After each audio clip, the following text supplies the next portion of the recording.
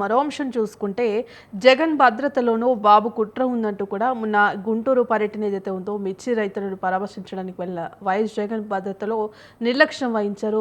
పూర్తిగా దీంట్లో కూటమి సర్కార్ కుట్ర ఉందంటూ కూడా ఇప్పటికే వైసీపీ నేతలు ఆరోపిస్తున్నారు. మరి జగన్ Z+ కేటగిరీలో ఉన్న జగన్ భద్రతపై ఉద్దేశపూర్వకంగానే నిర్లక్ష్యం వహించారంటూ కూడా మరి వైసీపీ నేతలైతే ఆరోపిస్తున్నారు. దీన్ని ఏ విధంగా చూడొచ్చు? జగన్మోహన్ రెడ్డి గారి మాజీ సీఎం జగన్మోహన్ రెడ్డి గారు అదేవిధంగా ఇప్పుడు పులివెందుల ఎమ్మెల్యేగా ఆయన ఉన్నారు. అసెంబ్లీలో గుర్తింపు లేనటువంటి ప్రతిపక్ష నాయకుడు ఆయనే. అటువంటి వ్యక్తికి కల్పించాల్సినటువంటి భద్రత గురించి మన నిబంధనావళి ఉన్నది. ఆ నిబంధనావళి మేరకు భద్రత కల్పిస్తున్నారా లేదా అనేటువంటిది ఎవరికైనా స్పష్టంగా తెలుస్తుంది. ఒకవేళ అటువంటి నిబంధనావళికి విరుద్ధంగా జగన్మోహన్ రెడ్డి గారు లేదా వైఎస్ఆర్ పార్టీ చేస్తున్నటువంటి ఆరోపణ లేదా విమర్శల ప్రకారం 139 మంది నుంచి 58 మందికి భద్రతా సిబ్బందిని తగ్గించారని, అదేవిధంగా జగన్ నివాసం వద్ద భద్రతా సిబ్బంది లేరని, ఇటువంటివన్నీ కూడా వాళ్ళు ముందుకు తెచ్చినటువంటి అంశాలు.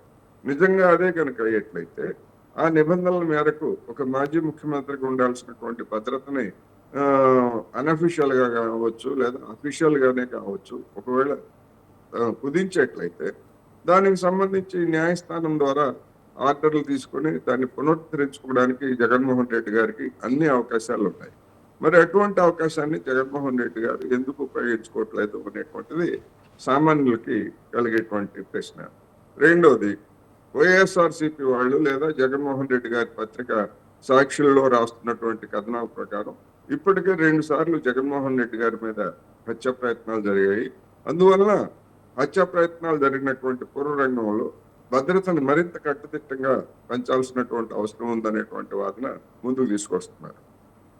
ఒకవేళ 2 హత్య ప్రయత్నాలు జరిగినా జరగకపోయినా నిబంధనల ప్రకారం ఒక మాజీ ముఖ్యమంత్రికి లేదా ఒక ప్రజాప్రతినిధికి కల్పించాల్సినటువంటి భద్రత విషయంలో ఎలాంటి రాజీ పడకూడదు అనే దానిలో ఎలాంటి సందేహం లేదు. డెఫినెట్ గా నిబంధనల మేరకు వాటిని కలిగించాలి.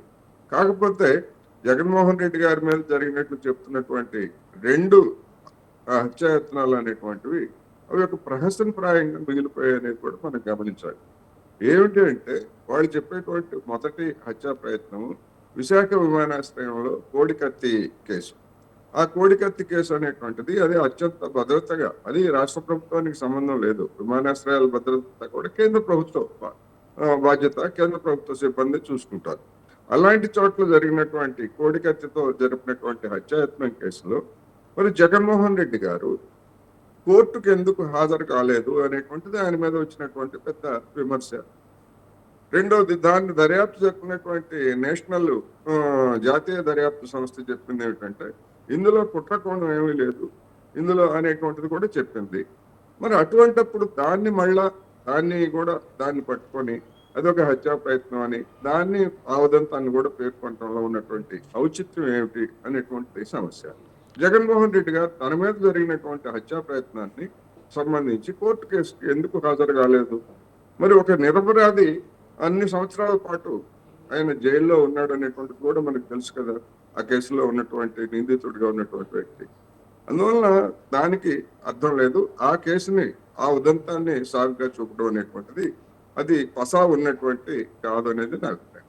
రెండోది వాళ్ళు చెప్తుంది ఏమిటి, గులకరాయి ఎన్నికల ప్రచారం సందర్భంగా విజయవాడలో జరిగినటువంటి గులకరాయి ఉదంతాన్ని కూడా హత్యా ప్రయత్నంగా వాళ్ళు చెప్తున్నారు.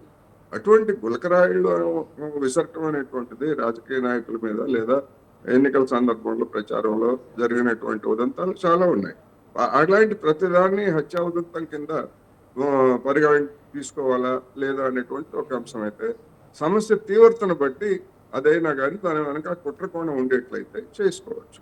అందుకని కోటేశ్వరరావు గారు, ముఖ్యంగా చూసుకుంటే నిబంధనల ప్రకారం 139 మందితో జగన్కు భద్రత కల్పించాల్సి ఉంది. కనీసం ట్రాఫిక్ ఆంక్షలు కూడా లేకుండా, ఎటువంటి భద్రత లేకుండా ఇలా ఖచ్చితంగా ఉద్దేశపూర్వకంగానే చేశారంటూ మరోపక్క వైసీపీ నేతలు అయితే ఆరోపిస్తున్నారు. ఇటు కూటమి సర్కార్, ఇటు కల్పించాల్సిన భద్రత కల్పించాము, అట్లాంటి ఉద్దేశపూర్వకంగా కుట్రలేమీ లేవంటూ కూడా చెప్తుంది. మరి దీన్ని ఏ విధంగా చూడొచ్చు? ఇప్పుడు ట్రాఫిక్ ఆంక్షలు కల్పించలేదు అనేటువంటిది నా దృష్టిలో ఒక ఆరోపణ. అదే ప్రభుత్వాన్ని మనం అడిగామనుకోండి, లేదు లేదు అలాంటిది ఏమీ లేదు, మేము ట్రాఫిక్ ఆంక్షలు అన్ని మేము పాటించాము ఒక ముఖ్యమంత్రిగా అని చెప్పేసి వాళ్ళు చెప్తారు. అందువల్ల దానికి రుజువులు ఏముంటాయి అనేటువంటిది పెద్ద ప్రశ్న.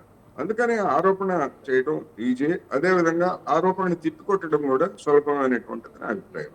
ఏమైనప్పటికీ వాళ్ళు వైసీపీ నాయకులు లేదా సాక్షిలో వచ్చినటువంటి కథనం ప్రకారం ఇంతమంది ఫలానా సందర్భంలో వెళ్తే జనం అంతా గుమిగూడారు, జనం అంతా ఒకసారిగా తోసుకొచ్చారు, ఇలాంటివన్నీ కూడా చెప్పారు. నిజంగా అలాంటి పరిస్థితి కనుక జరిగి ఉంటే అటువంటి దానికి, ఎందుకంటే వాళ్ళు ఉన్నటువంటి పరిస్థితుల్లో వీడియో ఆధారాలు రైట్. ఉంటాయి, సాక్షి ఛానల్ ఆధారాలు ఉంటాయి, ఇవన్నీ ఉంటాయి. అందుకని వాటన్నిటిని చూపించి చట్టపరంగానే కోర్టుల ద్వారా తగినటువంటి భద్రత పొందవచ్చు.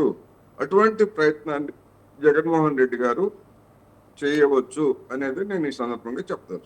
రైట్. థ్యాంక్ యూ అండి కోటేశ్వరరావు గారు న్యూస్ కేఫ్లో పాల్గొన్నందుకు. ఇక ఇది ఇవాల్టి న్యూస్ కేఫ్. కీప్ వాచింగ్ స్వతంత్ర.